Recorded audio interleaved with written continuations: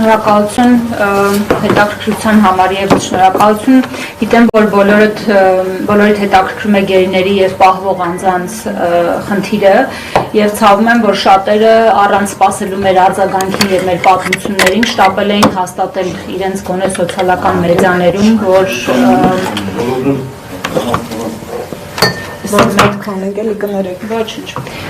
որ մենք այդ հարցը չենք բարձրացրել եւ մեզ քննադատում էին դրա համար, ցավում եմ, բայց շատ շտապել էին, որովհետեւ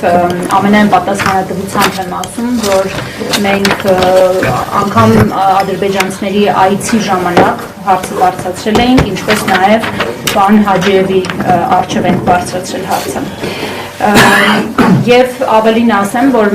ոչ մի սահմանափակում, ոչ հայկական կողմից, ոչ ադրբեջանական կողմից չի կիրառվել մեզ վրա, որովհետեւ մենք այս հարցը չբարձրացնենք։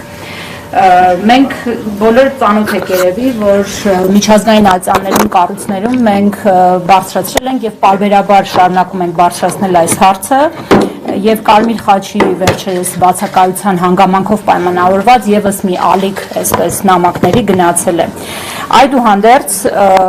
ադրբեջանական կողմի հետ ուղիղ այս թեմայով խոսելը մեզ համար նոր վիճակ էր կարելի ասել, հատկապես պարոն Հաջիևի առջև նստած եւ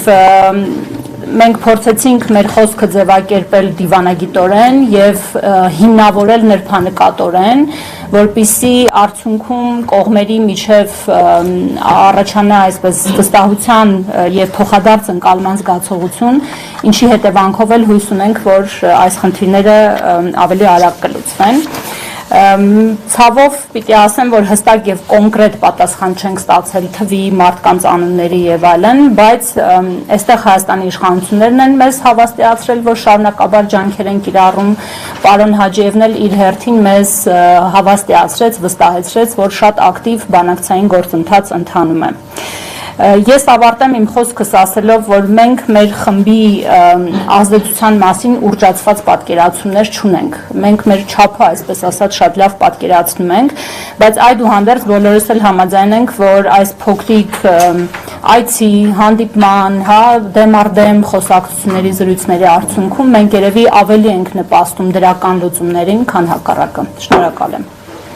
Ես առաջարկում եմ պարոն Մինասյանին փոխանցենք խոսքը, քանի որ սաղ արդեն ենք կոմաթեքված, հետո կգանք այս կողմ։ Շատ լավ։ Այո, բոլորը մոտեցնենք։